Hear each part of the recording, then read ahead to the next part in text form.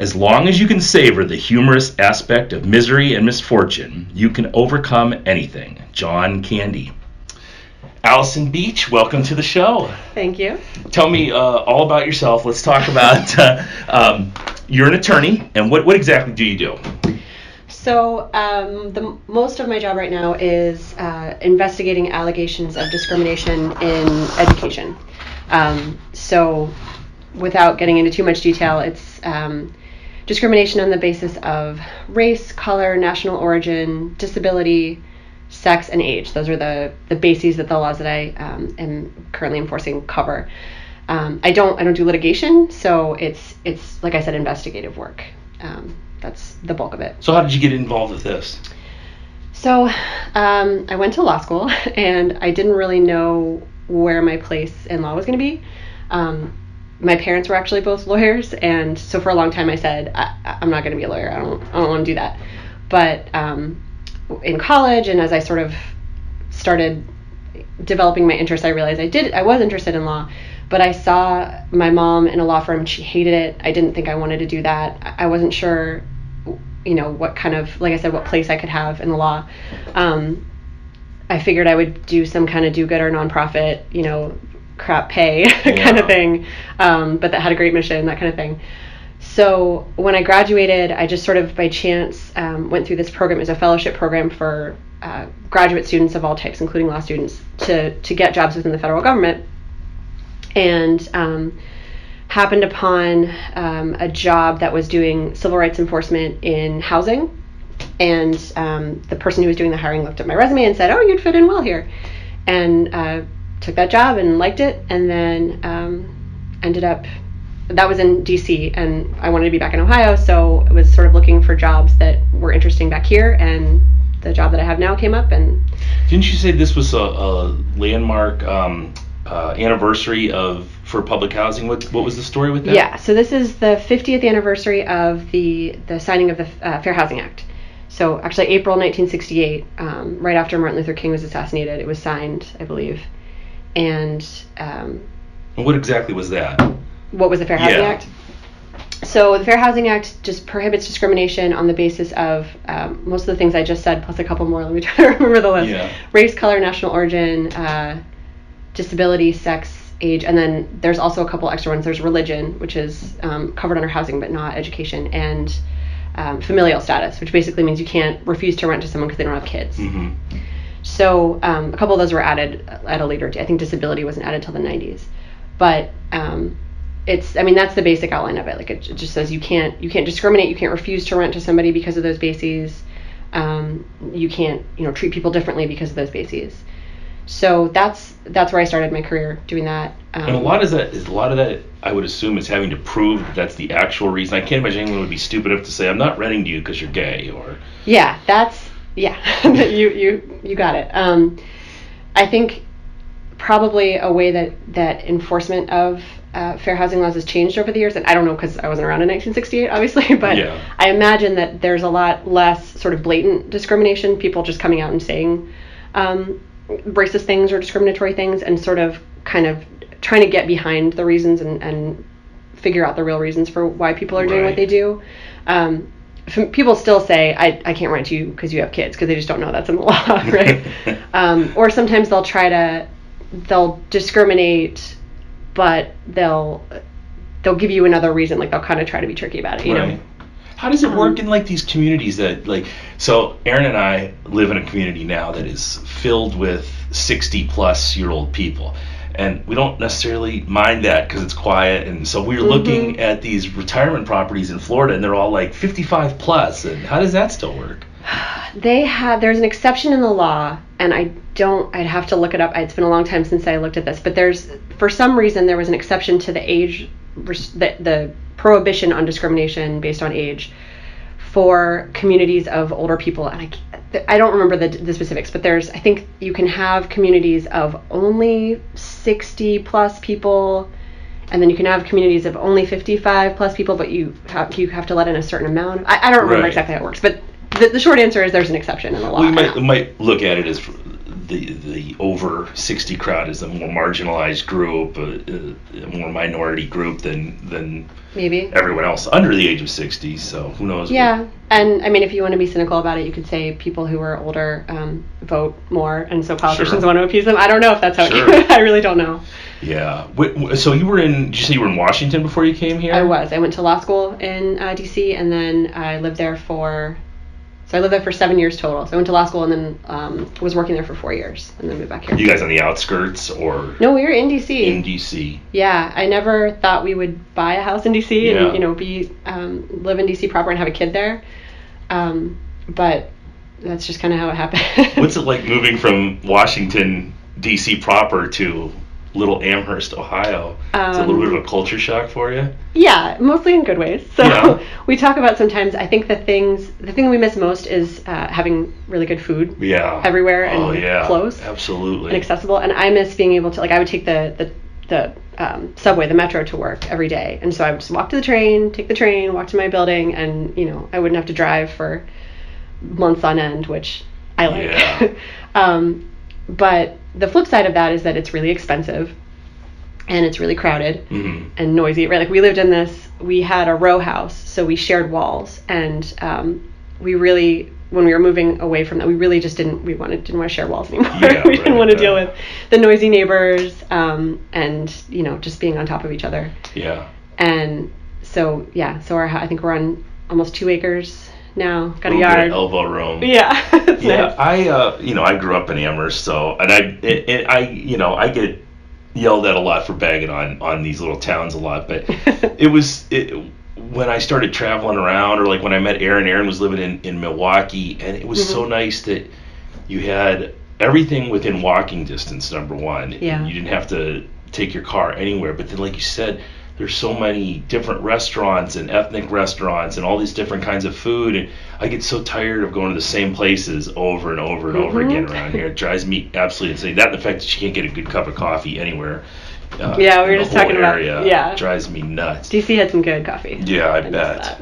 Yeah, it drives me nuts. It's one of the reasons I love to get out every once in a while and get somewhere else. But so you guys settled here, and now you're doing civil rights cases, and you're are you basically just doing a lot of the research involved with it, investigations? Yeah, so what usually happens is someone makes an allegation that either they, as a student, has been discriminated against, or their child, especially if it's a minor child. And then I look at it to see if it falls under one of the laws that we enforce, basically, if we have jurisdiction. And then do investigative work, right? So talk to the school, ask for information, maybe do interviews, talk to the person who's complaining, and just try to make a determination of what the evidence supports. How much backlash do you get from? I mean, it has to be a little bit intimidating when you come in saying what you're there to do, and you're there to investigate a problem. And I'm sure these people this isn't the first altercation they've had with this parent or this student, and they like, oh crap, here we go. Yeah, I mean, it depends. The reaction from the school and from the staff depends. I think in bigger school districts, they're more likely to have dealt with an allegation of this sort before, from anyone of, a state agency, a federal agency, or just an internal complaint.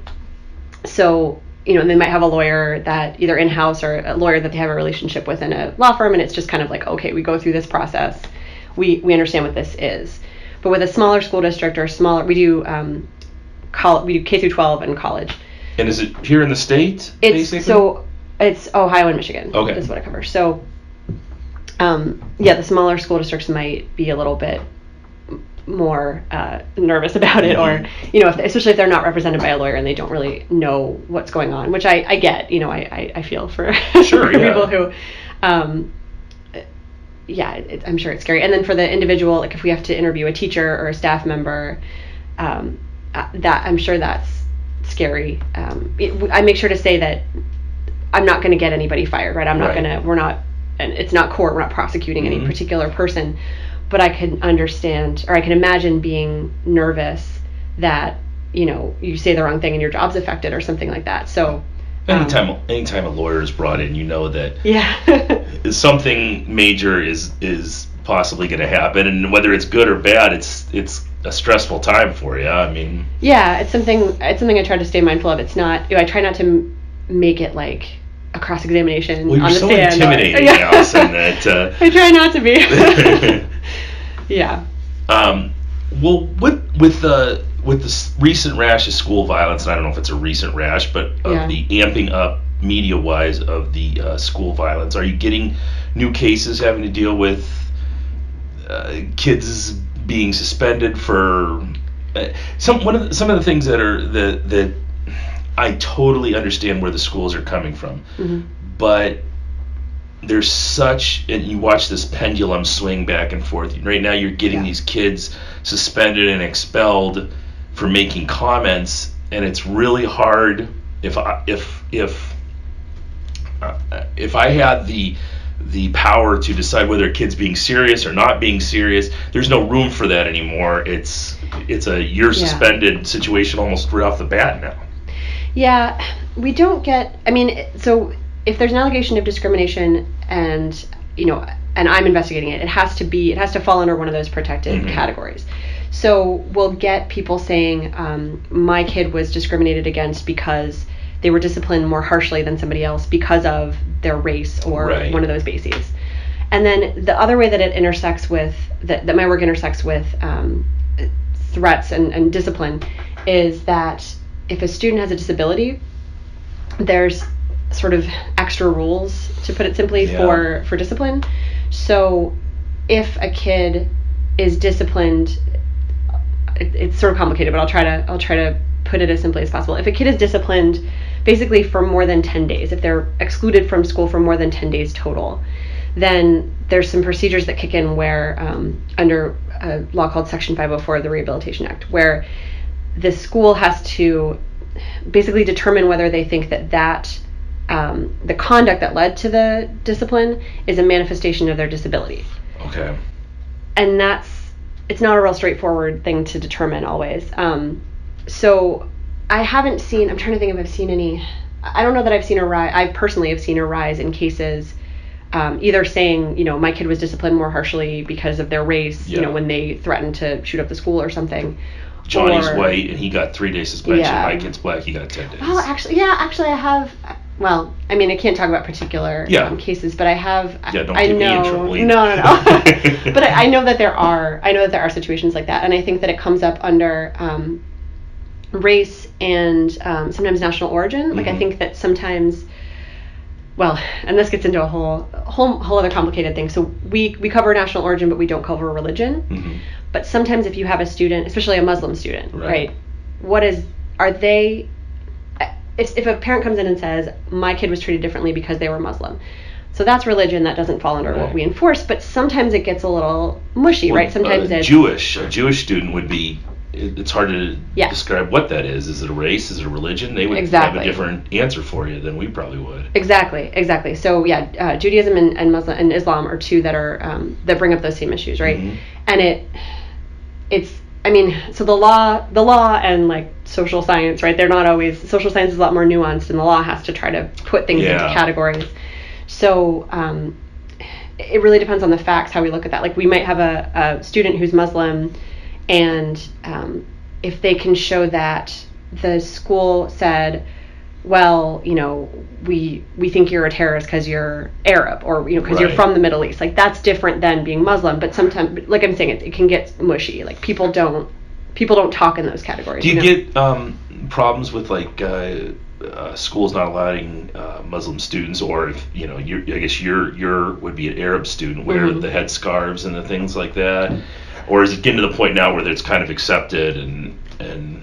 I think for the most part, it's accepted. I haven't seen a whole lot of that. I can't think of any complaints about that in particular. We get dress code issues, but it's usually a matter, that's usually a sex-based complaint. Like they're treating boys and girls differently. Right. But I personally haven't seen a lot of dress code based on, religious observance or anything. I'm sure it happens. Sure.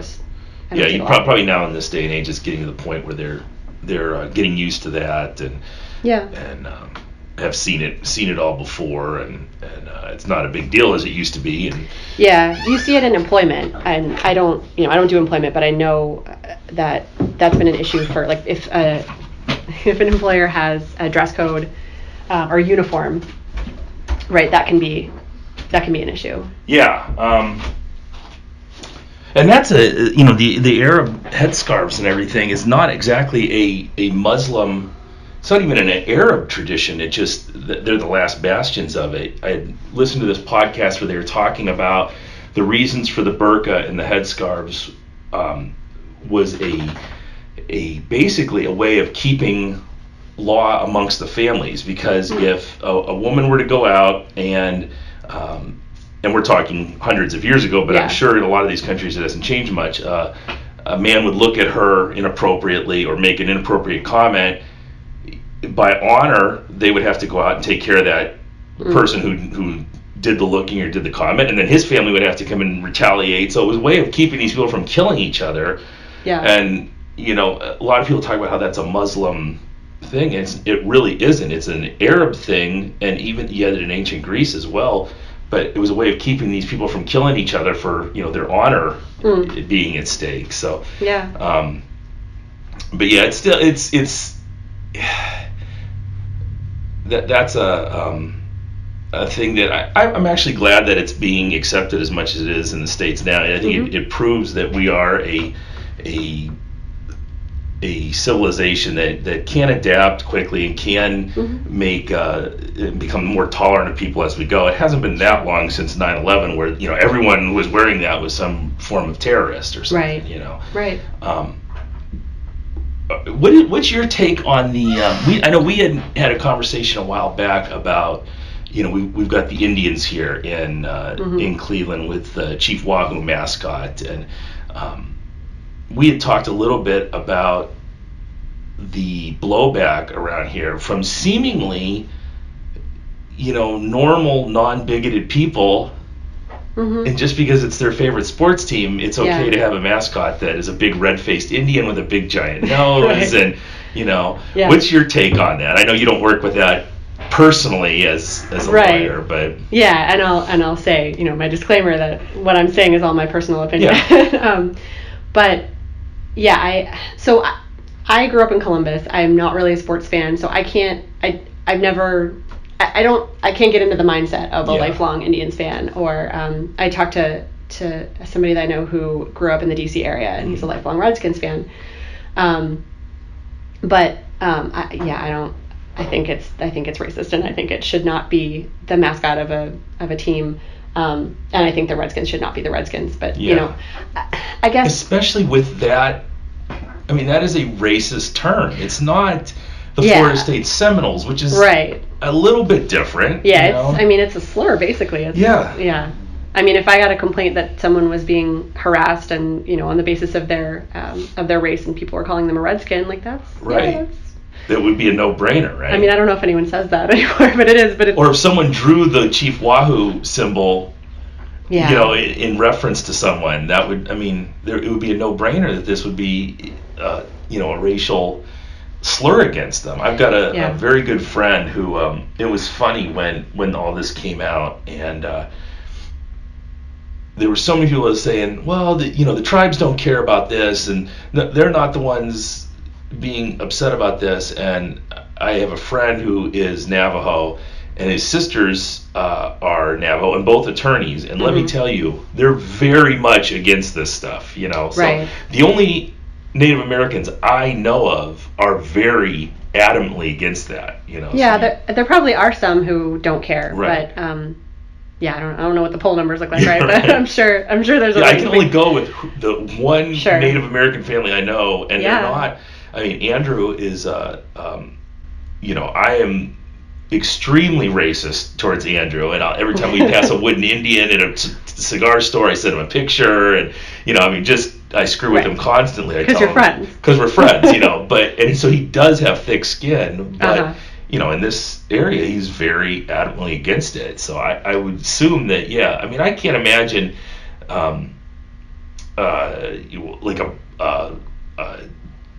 Cleveland sports team that was called the Middleburg Heights All Niggers or something, and having black people not go, what the fuck are you doing? You can't do that. Yeah, people, and I'm interested in, I've been tempted to ask people who support or who want the mascot to be kept why, but I don't really want to wade into it. I don't want to get, because I think it's racist. I don't like it, but I don't want to get into a fight about it. Like, it's not worth it. I'm not passionate about it, but I am interested in why. And what I've heard, just what I've seen people posting on Facebook or talking about in the news or whatever, the arguments don't convince me. It's mostly, well, we've done it this way for so long. Why is it a problem now? Like, that doesn't convince me. Like, it's always this now. Reminds me of this as a kid, and we've had this forever. I get that. It sucks. I mean, it sucks to have to have something from your childhood feel like it's being taken away. But yeah, I don't really think it was probably pretty cool to get all the best seats on the bus too at one time, where all the black people had to go to the back. Right, you could take that argument to an extreme for sure. And I think I've actually never been to an Indians game. You're not I work right much. there. It's horrible. Is it? Oh, it's so boring. Oh, well, are you talking about baseball, or are you talking about just baseball? Okay, well, I used to go to Nationals games in DC all the time, and they were great. The stadium was great, but I kind of want to go. But I've heard from a few people that they've gone and that there'll be protesters outside protesting about the mascot or about the name, and the fans will be really nasty to them. Oh, I'm sure, yeah. And it's not all the fans, I'm sure most fans are completely respectful, but that bothers me. I had a conversation with someone who said she took her kids, and after seeing the way that the protesters were treated, she just thought, I can't support this anymore. Sure. Like, I don't feel comfortable. Did they have that at outside Redskins games too, or I would imagine they probably would have. I only went to one once ever, and it was because I got to sit in a box and I didn't have to pay for it. Right. I imagine. I don't know. I know like the Seminole Nation is very supportive of Florida State. My guess is also that Florida State gives them a whole hell of a lot of money. Yeah, that's another argument that I've heard, that the mascot and the name of the Indians are supposed to be, what's the word? It's blanking on. Like, it's honoring. Mm-hmm. Indians in general. The Native American guy they bring out on the horse is Osceola, which was the Seminole chief, and it's a lot of pageantry and splendor involved with that instead of a big-nosed, red-faced Indian. Right. And if the Seminoles have a relationship with a tribe, then I don't know. I don't have a strong opinion on how I feel about the Seminoles being Seminoles, but I'm saying that's different than like, how is it honoring? I'm honestly interested. How do people think it's honoring? Right. And you probably have less opinion of that because you don't hear people saying, "Hey, stop this! This is racist," like they are with the Redskins and the Indians logos. Yeah. Which, I'm a white kid from Ohio. It shouldn't bother me at all, but it bothers my friends, so it bothers me. So. Yeah, and I've heard people saying like, "Oh, I grew up with this, and it didn't bother me." And then once I talked to people who it did bother, and once I grew up and read things, I thought, "Oh, this is kind of icky." Like, so people do, there's a range. There's people who say absolutely keep it, absolutely don't keep it. People kind of in the middle, like.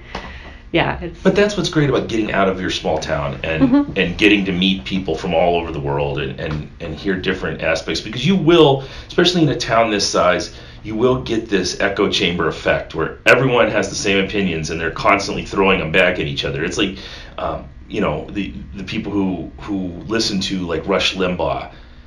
Rush Limbaugh isn't converting anybody. He's just yelling at people who think the exact same way he does, and then just giving them more little tools that they can.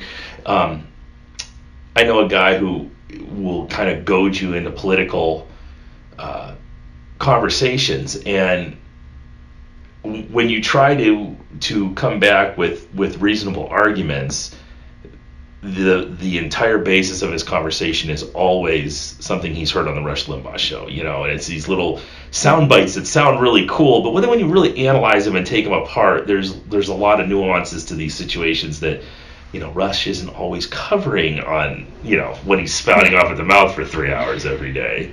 Yeah, I don't know. I don't think I've listened to Rush Limbaugh in person. I haven't either. Ever, so I can't speak to exactly what he says, but yeah, I don't know. And I know that there's people on the other side of the political spectrum that probably do the same thing. Absolutely. Like, it's hard to find I don't know, neutral stuff. Yeah, there was a guy who did a great podcast. His name was Dan Carlin. He did this podcast called Common Sense, and I lament that it's gone, because he was this very moderate, very, like the show says, common sense voice in the wilderness that would speak to these issues. And he was so frustrated with when he would put something out and he would get blasted by, this week he's going to get blasted by the conservatives, and the next week he's going to get blasted by the liberals, and they're all talking points. No one has any, then they're on the message boards, they're going back and forth at each other, but they're not listening to each other. They're just spewing their venom, and then they spew their venom back at them, and there's no conversation being had at all. And he got frustrated and quit the show, which was crazy, because here was a voice, that was actually made sense, and he's gone now. That's too bad, because it sounds like he probably was onto something if both sides were attacking him. Right, yeah. He really was in the middle. Yeah, and I think that's a problem with a lot of. I'm so glad that years ago we kind of unplugged from TV and radio in general. I listen to podcasts. I listen to people whose voices I respect, and same thing with TV. I would much rather watch a rerun of WKRP in Cincinnati from 30 years ago than what's going on today on Fox News or MSNBC or something. Yeah, we haven't had cable for years, and I haven't watched cable news for a long time. But what do you guys do? Like the Netflix kind of thing? Yeah, Netflix, Hulu, Amazon, all the streaming stuff. Right, yeah, but I do still listen. I listen to NPR and read stuff online. Yeah. You know what you're going to get, which is awesome, is, and your kids are just getting old enough, is you're going to get kids that don't want anything. So, like, my son's birthday is tomorrow. All of the people in the family have been trying to get presents for him for the last 3 months. He doesn't know what he wants, because there's no inundation of these commercials. You need this, you want this. He just doesn't know. Yep, I've had that thought. And when we go to my parents' house or my in-laws' house, they have cable, and so she'll sometimes be exposed to commercials, and she'll be that little kid, I want that. Yeah, right, yeah. She does now. I let her watch, I do this too much. I let her watch YouTube videos, like especially if I'm putting my son to bed and I need her to be quiet, right? Yeah. And she finds these, like, the toy unboxing videos that all the little kids like. So she's gotten a little of that. Phenomenon that they watch that. She loves watching other people open the toys and play with the toys. But then that's how she finds out about the toys. And her friends at daycare, right? Yeah. They have whatever the new doll is, and she wants that. But she's got like a stalk of corn with like some arms stuck in it, like some Amish girl doll or something. Yeah, no, we're not that country. No, she's hooked in. She'll figure out the hot toys, but it is nice not to have the commercials every 5 minutes. Yeah, I bet. Showing her what she needs to want. So we were talking earlier about one of the big things now you're having to deal with is gender ID and sexual orientation, right? Is that like the major thing we're dealing with people deciding they're going to be a he when they're a she, or they're...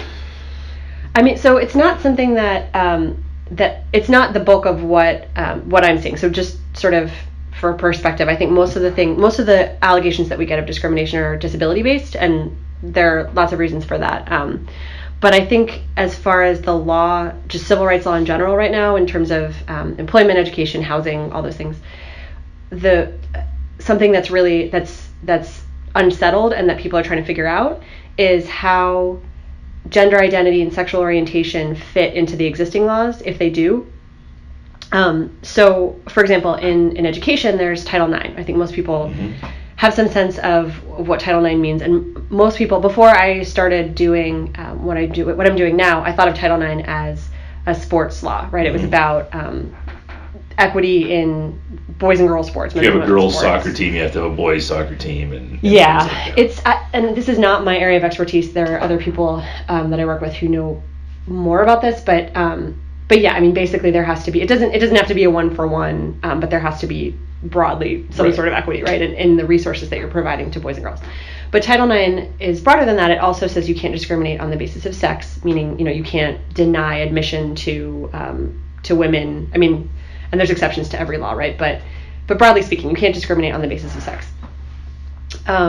So what's gotten complicated is, so everyone understands that you can't discriminate on the basis of sex means you can't say, well, we're not going to admit men, or we're not going to admit women, again with exceptions, or we're going to give different resources to men and women, we're going to treat them differently in different ways. But what gets complicated is discriminating against someone because they're transgender because of sex, or is discriminating against someone because they're gay because of sex. And there's arguments on both sides for whether it fits in or whether it's something different. And it's, like I said, it's not settled right now, and I think either Congress needs to amend the laws or make a new law, and I doubt that'll happen anytime soon, right, or the Supreme Court needs to weigh in. So I think that's probably where we're going in the near future. That's probably a safe thing for politicians to do in general, is, let the Supreme Court decide this, and we'll take it from there. Yeah, I mean, yeah, so the big civil rights laws, the Title VII in employment, the Fair Housing Act, those things, they haven't been amended to include new categories in a long time. So, and, without getting into too much of the politics, like, it's hard to get things through Congress right now, right? So, yeah, that's probably not going to happen. But, so when we get in employment and housing and in all these areas, when someone comes and says, I was fired because I'm transgender, or I was, my school treated me badly in some way because I was transgender, I think it seems sort of intuitively like, okay, yeah, that might fit under sex, right? Because it has to do with sex, right? It's like, say, for example, that there's a student who was born male, and they come to the school and say, I'm transgender, I'm in the process of transitioning to living as a female, and they say, please, call me by this new female name, call me by female pronouns. I want to use the bathrooms, which is a very contentious issue. Yeah. So if they say, okay, that is discrimination based on sex. If the school doesn't do it, if the school continues to call the student he, continues to call them by their it's funny, by their male name, we'll just keep calling him he. We're not gonna right, or even like, no, we don't believe in that. Right. Like, we're not going to do that. So arguably, it is because of sex, right? They're treating this child differently because of the sex that they are presenting as, or that they're transitioning to. Yeah. But it gets a little sticky, because it's, what are you comparing the trans kid to? Are you comparing them to other male students if they're born male? Are you comparing them to other female students if they're transitioning to female? And then in sexual orientation, it gets sticky too, because is who you're attracted to, right? Is that part of your sex? Mm-hmm. Is that what these laws cover? And it's not clear. So one way that people try to reconcile this is, they say, so there's some case law under Title VII, which is the employment statute, that says you can't discriminate on a bunch of bases, including sex. There's some Supreme Court case law that says you can't discriminate on the basis of gender stereotypes. So that's included under sex. So going back to law school here, I might get this wrong, but what I remember is that the famous case is Price Waterhouse. So there's this woman who she performed really well, right? She was, she got good performance reviews. Her work was good, but her supervisors or people in the company said, listen, you'd be more likely to get promoted, or you'd do better if you wore some makeup, if you wore a dress, if you, acted more feminine in various ways. And she said that's sex discrimination. And they, I imagine the company's argument was, no, it's not sex discrimination, right? We're not, it's not treating her differently than men. Right. Right? We're treating her this way because she's a woman. Yeah. But the Supreme Court said, no, you can't, treating someone differently because they don't fit your stereotypes of how one sex should be is sex discrimination. So then for sexual orientation, people can say, well, okay, if, say that they're, a gay man gets fired because he's gay. Mm-hmm. The argument could be, well, the stereotype, right, is that men sleep with women. Yeah. Not men don't sleep with men. So being gay doesn't fit the stereotype, and so it's sex stereotyping, so it's sex. So it can fit, but it's not always neat like that, So that's kind of where it is. And I think some jurisdictions have said it is. Gender identity and or sexual orientation is sex, done, fits, don't worry about it.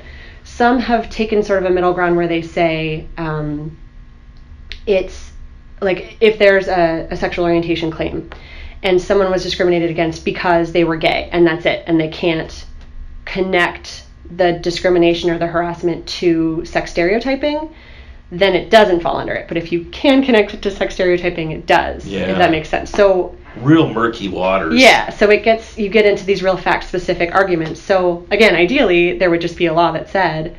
So if that woman in that case if they would have said to her, we need you to dress better, we need you to dress up, dress more appropriately for work, so she could wear a smart pantsuit and keep her hair up in a bun or whatever. Right. As long as they said, hey, we need you to wear heels and short skirts and do your makeup nice. If they said you need to dress more professionally, you need to be more polished, but didn't go beyond that, that probably would have been okay. But they were, it was one of those, like, there's certain cases where it just seems made for the Supreme Court. It seems it's made to make law. Like, this one was the facts were pretty egregious. Like, they were like, oh, wear some makeup, doll up a little bit. Right, and we're dealing with people from a different time era who probably never even crossed their mind. You're a woman, you should dress the way women dress. Yeah, I think that probably case, never even... Yeah, I think the case was from the 90s, and so it takes a while before things get to the Supreme Court. So it's probably... That's pretty... It is, but then maybe the supervisors were older, and so 60-year-old men, sure. Yeah, so it is. Yeah, people. I hope that it's gotten different. It's gotten better on average in the workplace, but hard to say. Yeah, and it's really difficult to change. It's funny. I had this conversation with a friend of mine the other day, and I'm a 44-year-old guy, soon to be 45, and I have these terms, these terms I've used since I was a little kid that are highly offensive, but it's hard to get them out of my vocabulary. I am actively trying to take the word retard out of my vocabulary. I have never ever picked on someone due to a disability, or have I ever called a retarded, a kid that had disabilities retarded. I call my stupid friends retarded. But even now, and again, it's another friend of mine who has a son with Down syndrome, where I'm going, I have to figure out a way to even though I don't mean anything by it, I have to find a way to take that out, Sure. Yeah, I grew up, kids around me always said gay. I probably called people, I probably said, oh, that's so gay. I'm sure I did. And yeah, I don't anymore, but... Every one of my friends growing up was a fag. Every time they did something... I know people who threw that around. And it's just something... And it makes me wince. Right? For sure, but... But I get what you're saying. Like, people threw it around as kids and didn't think about it, but you're trying to change. Like, you have to figure out ways to rein yourself in a little bit, and that's a part of that's a big part of the show, that refined savage, where if you're not actively trying to change yourself every day to be better, there's whether it's us lifting weights out here or finding ways to clean up your vocabulary so you're not an offensive person, those are important, and that you get these people. And I think a lot of the problems you probably deal with in the most egregious circumstances are people who just refuse these new norms, where they're just saying, I'm a 50-year-old man, and this is the way it's always been, and this is the way it's going to be, and this is my Alamo, where I'm going to make my stand here. Yeah, but I think I'm usually pleasantly surprised. Maybe I'm just too much of an optimist, but by the way that people do try to adapt. Like, in my last job, there was this rule that came out that was talking about gender identity in housing, and the way that it might be, the discrimination on that basis might be prohibited in housing. And there was sort of I don't know what to call it, like a training session or a listening session for employees within the agency. And I was nervous that people might push back, because this is an emerging area. There's new awareness around these issues. But I was pleasantly surprised. People got up and they said, I deal with people. I'm in customer service basically, and I talk to people on the phone every day, and I want to be sensitive to this. So tell me what to do, help me, right?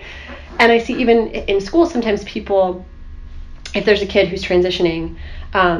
There are those cases where people just refuse and say, no, you're a boy or you're a girl, whatever. Yeah. But then there's a lot of people who do try, and then they slip up and they use the wrong pronoun, or they use the wrong name, and they get upset about it because they want to do what they don't want to be offensive, right? They want to be sensitive to the kid, and it takes work and consciousness. And there has to be some common decency among the people who are, like a transitioning person, that you're going to get non-malicious screw-ups. If you come to me tomorrow and tell me, you're now Al instead of Allison, it's going to take me Sure. a while, but as long as I'm actively trying to respect your wishes, I think where we get into some problems now is, just like everything we do, is taking it to these farthest outreaching extremes where, are you familiar with Jordan Peterson and the problems he's had? He's a professor, he was a professor at the University of Toronto, who basically refused to use these very odd made-up gender pronouns, these Z, and things like that. Colleges it is, yeah. And I don't know if they fired him or if they tried to reprimand him, but he basically just said, enough's enough. These are made up words. You can't force me to speak in this made up language. Just because you want to be called a squirrel doesn't mean you're a squirrel. Even though he was a very liberal guy who tried to be sensitive to all these different sexual orientations and transitioning to this and to that, and he's now become some kind of weird right-wing hero, which is not what he was, and but yeah, you get this.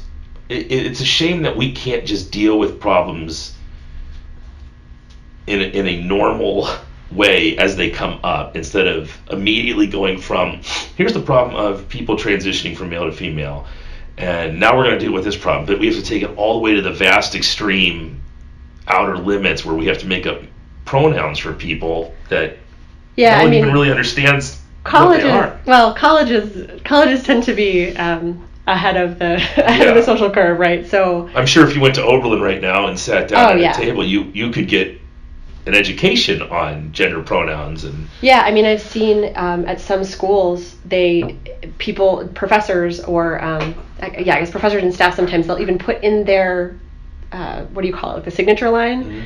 They'll say, Professor so and so, here's my address and phone number, my preferred pronouns are she, her, whatever. Right. So I get, it seems extreme now, but I don't know, maybe in 20, 30 years everyone will just say their pronouns. My son, I don't think will have to deal with the same problems we are, because it'll just be part of the narrative that this is the way you talk to people, and whatever. I don't have any problem with that. It's just going to be very hard for me to be able to change, and that just comes from the fact that I just can't see it. My brain is not wired after 44 years to think that way, and I think the best thing to do is just try to be respectful and let people live their own life. And you're not bothering me at all if you grow your hair long and wear a dress, but you were born a binary male. That doesn't bother me at all. I think the one issue that is very disturbing for me, and I've actually had this brought up to me by another promoter of a event. We have our strongman events and stuff, and we just recently had a man transitioning to be a woman. I don't know if she'd gone through the change or not, the sex change or not, but she was competing in the women's weightlifting championships and won the Australian Open and was the top female Australian athlete, but she's biologically a male. She's been born male. I know. So again, I'm not an expert on the sports aspects of the athletics aspects of this, but I think in general, treating someone as the gender that they want to be treated as, it doesn't really hurt anybody, right? It doesn't affect anybody else. When you start getting into athletics, I think even the most liberal, the most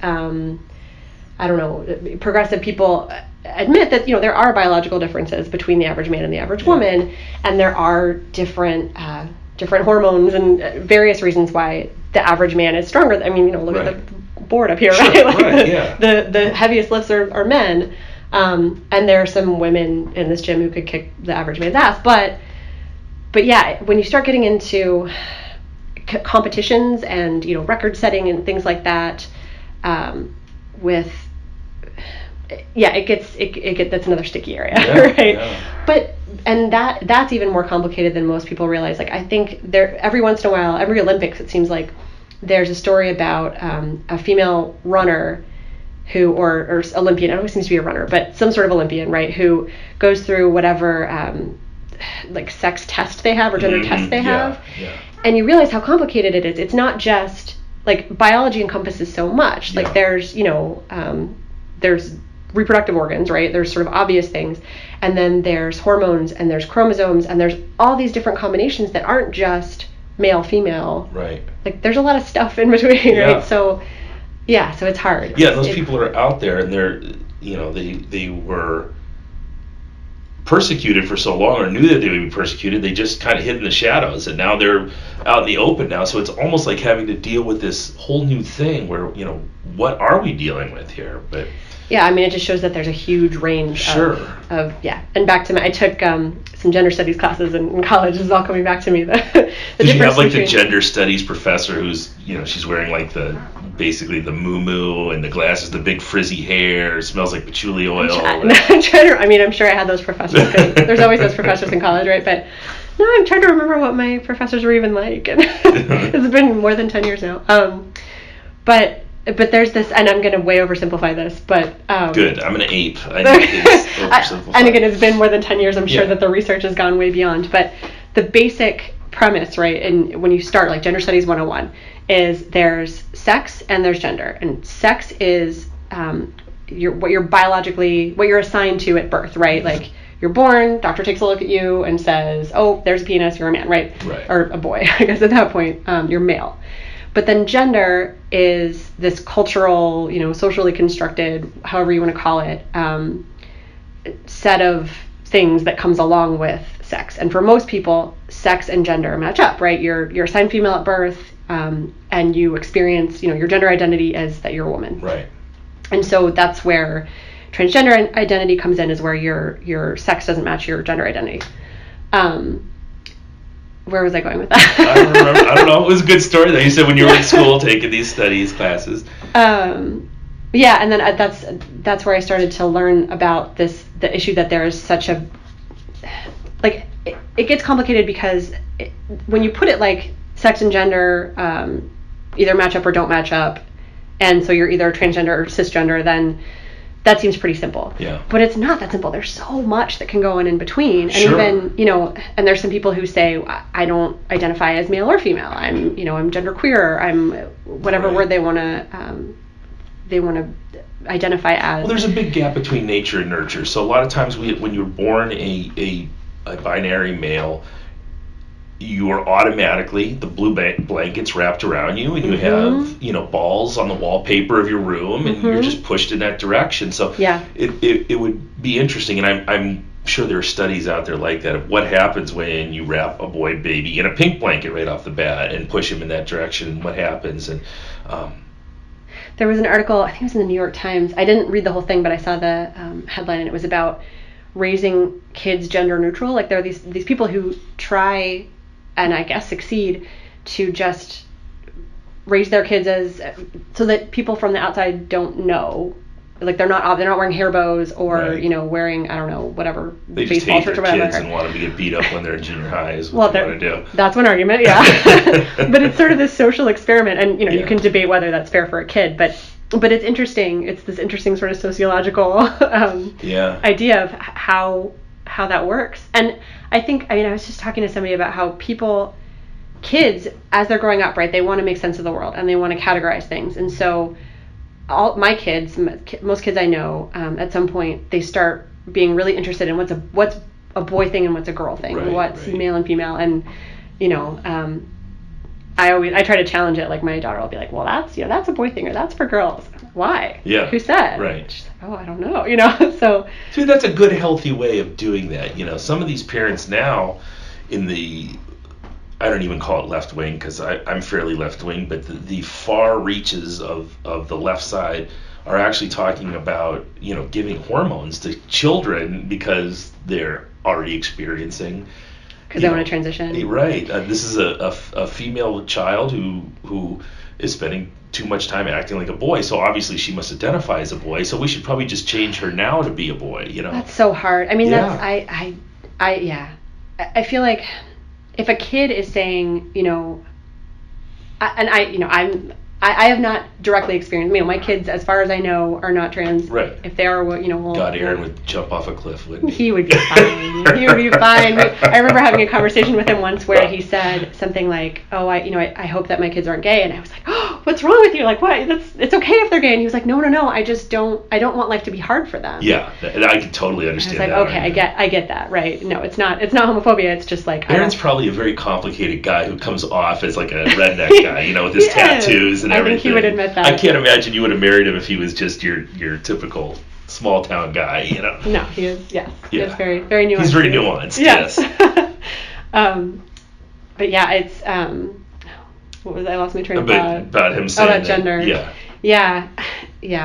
I don't know, but I think people push back against the idea of people want kids to be in boxes because it's comfortable. It's it's the way things have been. But then I think if you start thinking about gender identity and what's the other term? I'm going back to my gender expression, mm-hmm. right? So you can be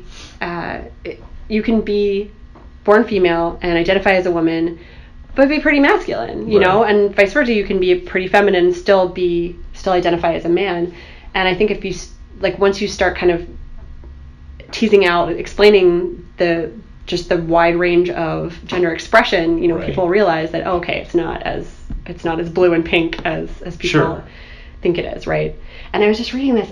I think this is really controversial, but I was reading this interesting article about people detransitioning. So, and it wasn't that people who had started to transition and then decided not to, and it wasn't that they decided,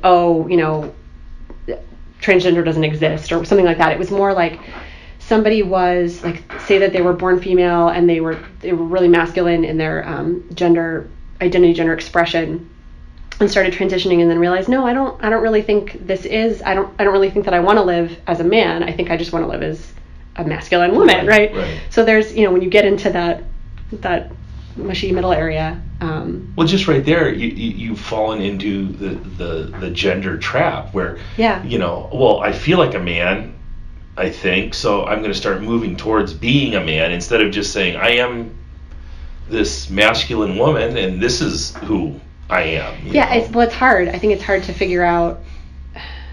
And if it's hard for a 30-year-old woman to figure that out, and we're doing this for children, or we want to do this for children at 6 years old. Well, that's where my train of thought was going. Right. So I think it's really hard for from reading about this. I have not had firsthand experience of this, but if your kid is 4 years old and says I am a boy, even though they were born female, and I don't want to go through puberty and be a girl, and are depressed about it and crying about it and just begging you to do something about it, I can see why parents go to a psychologist who says, okay, put them on medication and treat them. It's a really hard choice, right? It's a hard choice to say, no, too bad, you can't decide yet, or to start something that is going to affect them for the rest of their life. Right. When you're not 100% sure how they're going to feel later. I can't imagine making that choice. Sure, yeah. I mean, you would. I'm guessing, your thoughts. None of us probably remember them, but your thoughts on the world are a lot different at 4 than they are at 15. Yeah. And if you're already pushed on this path, I don't know. I just things change so quickly, and especially with the internet and the ability to get information to people. It would almost be better just to slow this down a little bit and take these issues that come up one at a time and figure them out. And like you talked about, these people are learning. We're figuring out how to deal with these problems, and it's not going to happen overnight. And it doesn't mean that a person is anti gay or anti black, or it. A lot of them are learning, and they're getting, as long as they're making progress to a point where they want to be more tolerant of people. And tolerant's such a weird word. I don't know if having to be quote unquote tolerant of someone's race or sexuality is a good way to put that. Does sound like a low bar, but I know what you mean. mean. What a dickhead, he's gay, But I tolerate it. I know what you mean. Just tolerating him, but if they're actively trying to figure this out, there's got to be some mercy rule where they just say, okay, we're going to let this guy figure it out, and this is the way you do things. I don't know. There's so much of that going on, and people on both sides, I think, just need to take a deep breath and figure this out. I wonder. I'm just thinking about how what I was just saying about colleges and the pronoun issue, and how your kid and my kids probably will have a different understanding of this in 20, 30 years or however long down the road. I wonder if they'll look back and say, like, oh, you know, silly people in the past putting people in their male female boxes, right? Like, I wonder how it's gonna go in the future, because I think, like the way we look at people who wear powdered wigs and wrote with feathers, you know. I mean, the idea of gender and acceptable gender presentation changes, right? And hopefully there'll be. So I was having another conversation in here the other day about sort of the acceptable gender expression, and how. Who are you having this conversation? I think I was talking to Holly, 'cause she has a little kid too, and how, like, her kid's really really girly, and so is mine. And she was talking about how it's hard for her because she was a tomboy, and I was kind of a tomboy too, but I went through a girly phase. Like, it's hard not to project on your kid your understanding of gender, or how you were as a kid. But what we were talking about is how it feels like, and this is something I remember learning about in gender studies classes, is there's more acceptable ways to be female than there are to be male. And I think this is changing, and it has changed definitely in the past, several decades. But the example was, you can be a girly girl, and you can be a tomboy, and tomboys are cute, right? Like, they're gross, but they have these masculine characteristics. Yep. But if you're a boy, and again, I hope this has changed, but if you're a boy, you're masculine.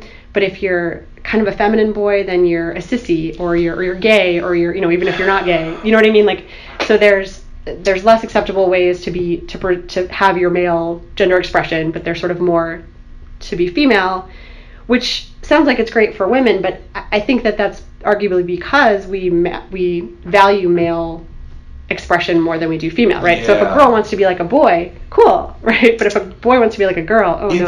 That's really interesting you say that. Erin was a tomboy growing up, and she lifts weights and she's jacked in the whole 9 yards, and obviously I'm very attracted to her. So you can get that whole gambit from Erin, or further, more masculine that way, all the way to the the pretty princesses who come in here with full makeup on. Yeah. But then when you look at men, and I'm more guilty than anyone of holding you to that very high standard, all the way as far away from that as possible. And I think it has less to do, and we started to talk about this when the brand, when we made Refined Savage into What's Brand, and we started talking about manly virtues and how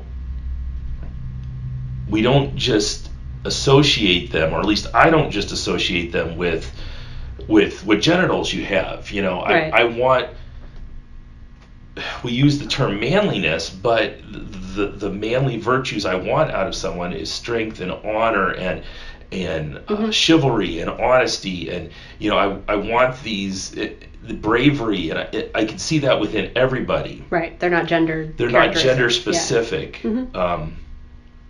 But then there's so much, and I was guilty as anyone. If anyone in my lifting group, in our lunch crew group, slips out of that masculine stereotype at all, if they show any weakness or any femininity, we jump on them like tigers, Yeah. But if Zach Pape comes to me tomorrow, and with Zach Pape, this could happen tomorrow, he could come to me tomorrow and say, hey, I really like guys, and I've been hiding this for years. It all of a sudden that would be off the table. Or it wouldn't be off the table, it would probably be... You'd be more conscious of it? We would be more conscious of it, and we would probably make fun of him for that in a very loving, supportive way, and then welcome whatever boyfriend he decided to bring into the gym with him. Yeah. But that's a great point you make, that there's so many more ways for a woman to express her femininity or lack of femininity. Yeah. Or when you look at sexuality, homosexuality between men and women, it's looked at very differently as well. Either women can be bisexual and it can range anywhere from that's okay to holy cow, that's super hot. Yeah. Where if a guy does that, you're gay. You're not bisexual. You're just gay. That's just the way it is, and it's a really weird. And Aaron and I have talked about that before in the past. Why that is, and is homosexuality looked at by most people as a more feminine characteristic? Do you think than? I don't know. That's a good really, question. but you know what I mean? Yeah. Yeah, that's a whole. You don't go on Pornhub and see like the most downloaded video of two guys making out. You never would see that. Whereas two girls, it's that's great. Yeah. Well, it's a very I assume that's because it's a very straight male kind of. I assume you would there's guess, right? I guess separate so. sites for people looking for different stuff. I don't know. I can't speak. You're on Pornhub every day, Allison. We understand. I'm looking at the top downloaded. But we were talking about that the other day. Why that is, and why you see it, why it's seen that way. Yeah. And. I mean, it's a big question. I don't know. So our society is. That's the way we roll as a society. But it's a good point that there's much more opportunities for women to express themselves in whatever way they see fit, whereas guys are kind of set in this very rigid structure. I mean, you do get, I'm not the most feminine woman. I don't wear makeup a whole lot. I have short hair. I lift weights now, right? Yeah. And so I've gotten, so there's a mixed reaction to that through my life. Like if I took advanced classes and I was successful and, ambitious, like that's good. Those are good characteristics. But I also got called a lesbian, or I got, I would get made fun of for being too masculine. So women get it too. Right. But I think it's a different reaction than what men get. Because again, I think there's an argument to be made that because, if women are acting sort of masculine, it's valued in some ways in a way that men acting feminine isn't. Yeah. And I think there's a lot of blowback, and you see it a lot in the podcasts I listen to, towards people who, a lot of these genetic biologists and evolutionary biologists who have studied sexuality and sex and gender roles, not gender roles, but gender throughout history, are now being jumped upon for not being more sensitive, whereas it's not that they're not sensitive, they've just studied this from a scientific position only for their whole lives, and most of them are not socially active people. There was a guy at Google, I don't know if you heard this story about the guy at Google who, I'm trying to remember the story, he had wrote a letter, Google had asked for thoughts on why there were more women in tech, I remember and that. he came back with some very thought out reasons scientifically why more women weren't in tech, and it was looked at as Sydney's getting upset.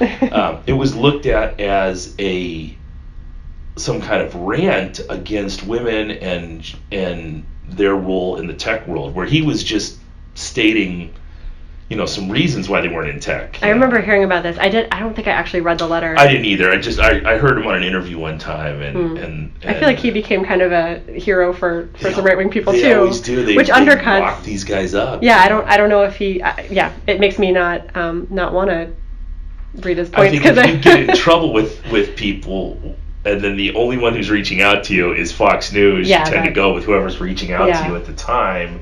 At least half the country will like you, Maybe not the half you liked last week, but... I mean, like I said, I didn't read the letter. Maybe he did make some good points, but the fact that after the fact he's jumped on by people that I generally don't agree with doesn't bode well, but... Yeah. Brett Weinstein, have you heard of that guy from Evergreen College? Did you hear this story about...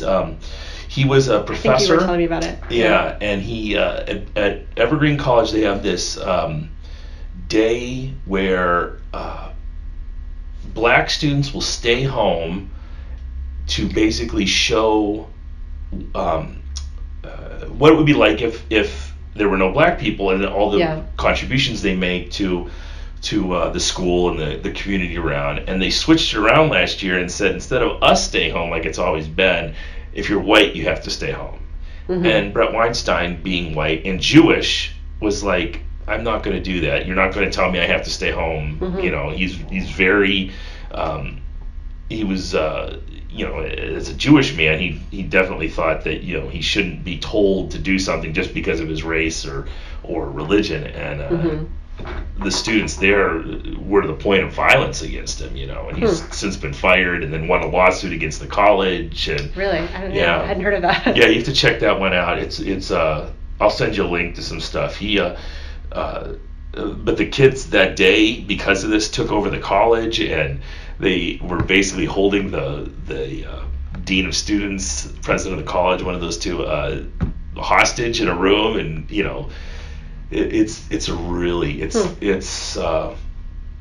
social justice warriors run amok. You've used that term to describe me before, and I feel like it's a negative. I feel like it's something that people throw out. I use it with love.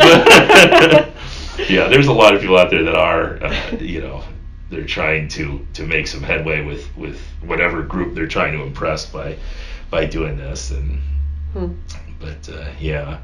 So when what are you looking at now? What's the big thing on your agenda? What are we looking at?